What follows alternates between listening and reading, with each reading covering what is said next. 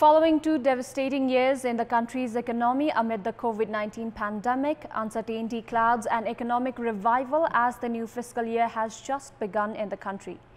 When economic activities were just gaining momentum, a deadly second wave in April derailed all recovery plans.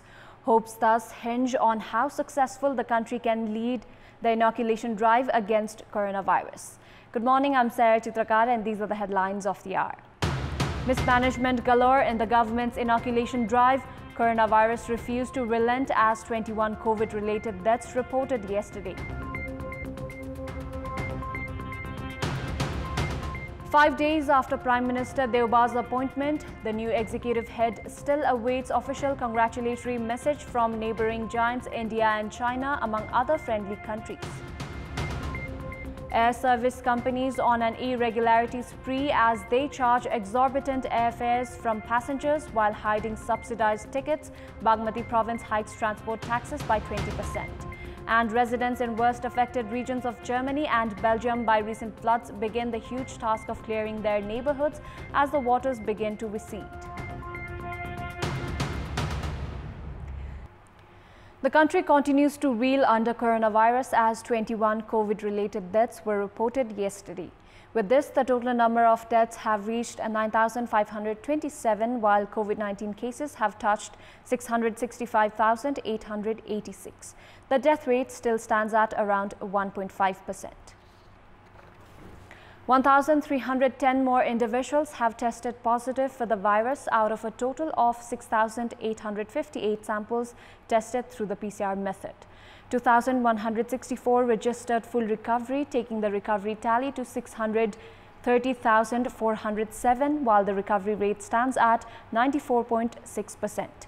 Kathmandu Valley reported 428 new cases, 299 of which is from Kathmandu district, 77 from Lalitpur and 52 from Bhaktapur.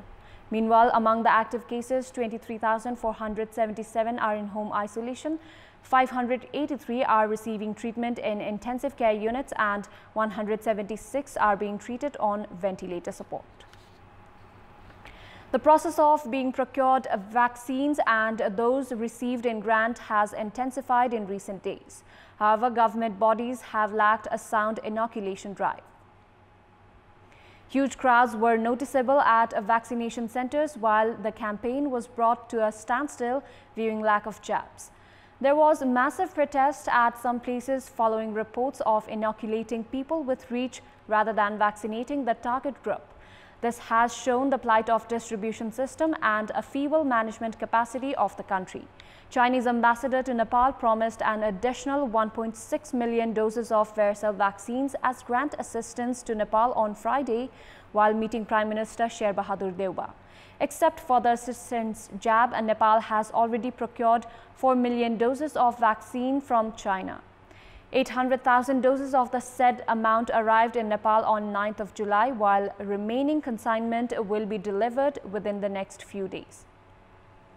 China has also promised that it would ensure Nepal would not experience any vaccine shortage. However, vaccination campaign was brought to a grinding halt yesterday viewing shortage of vaccine, while target groups were directed to go to various hospitals and vaccine centers through public notice.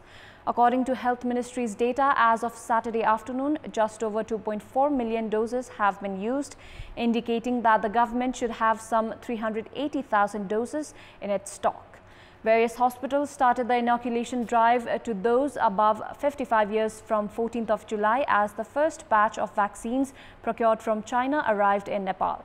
The target group, however, had to struggle to receive the life-saving jab, with many having to wait for up to 7 hours as social distancing in the long queues remained a far cry.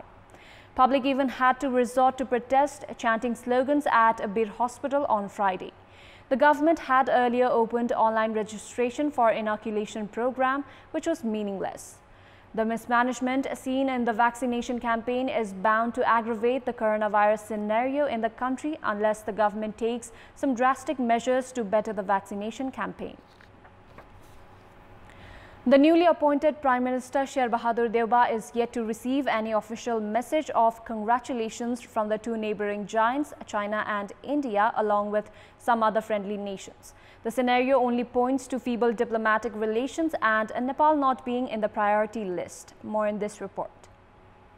When Nepali Congress chief Sher Bahadur Deuba was appointed the Prime Minister for the fourth time in 2017, his Indian counterpart Narendra Modi was among the first foreign dignitaries to call Premier Deuba to congratulate him. The Indian Prime Minister had even taken to Twitter, elaborating age-old bilateral ties while extending his best wishes to Deuba. As Deuba finds himself at the top executive seat for the fifth occasion, there have been no telephone calls or message of congratulations from the Indian Prime Minister. Instead, the Indian Minister of Defence, Rajnath Singh, congratulated Premier Deuba on a telephone conversation. The Indian ambassador Binay Mohan Quatra also reached Deuba residence in Budanilkantha to congratulate him.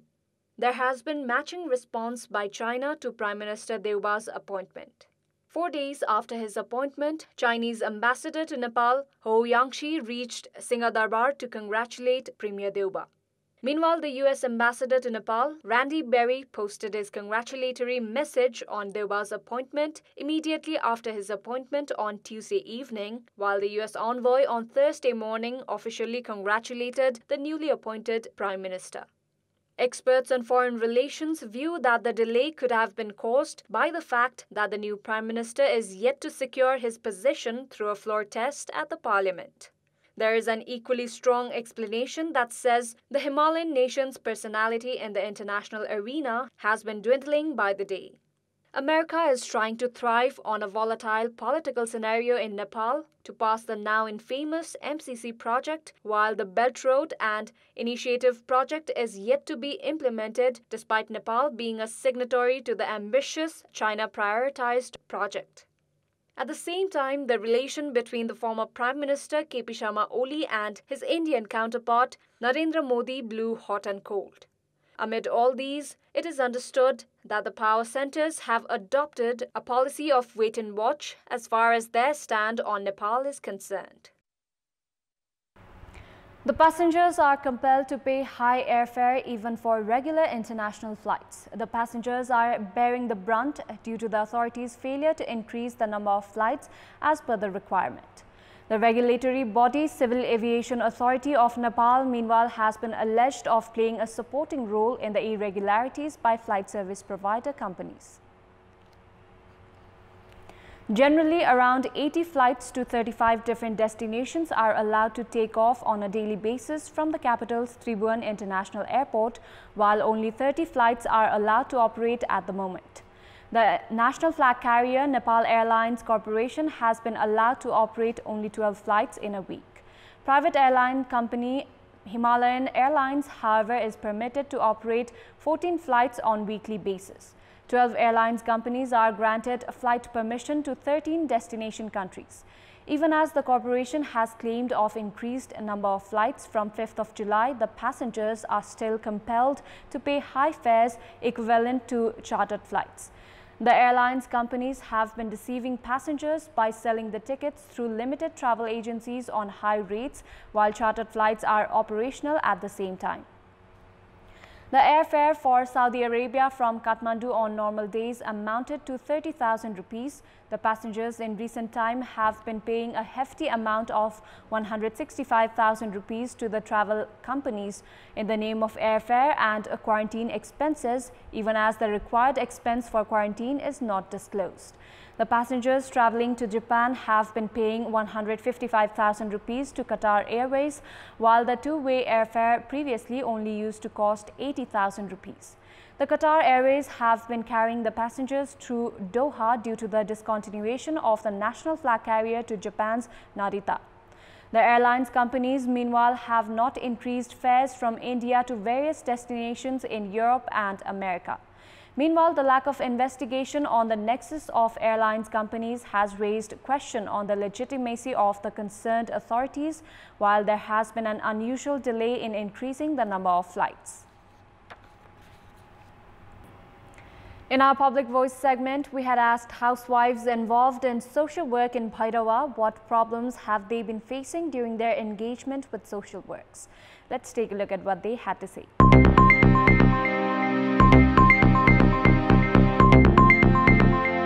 किन गयो के गर्यो कहाँ गयो भन्ने कुरा धेरै कुरा आउँछ अब घरबाटै सपोर्ट भयो भने त बाहिर पनि राम्रो हुन्छ अझै पनि समाजमा मानिसहरूले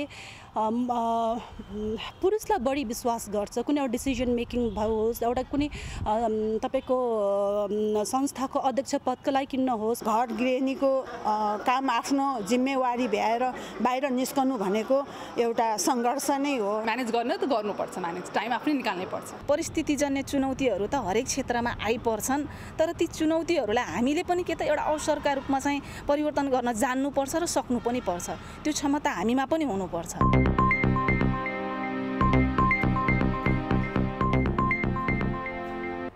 Time now for our segment, Public Pulse, where you text us with your opinion. Public Pulse. Here's the question: who is responsible for the stagnation of the project pertaining to income generation and employment opportunities? Your options are A. Political leadership, B. Bureaucracy, and C. Donor agencies. The voting is on. Type NAWS, select your option A, B, or C, and send it to 34001 to share your opinion with us. That's all for the moment. Thank you for watching. Good day.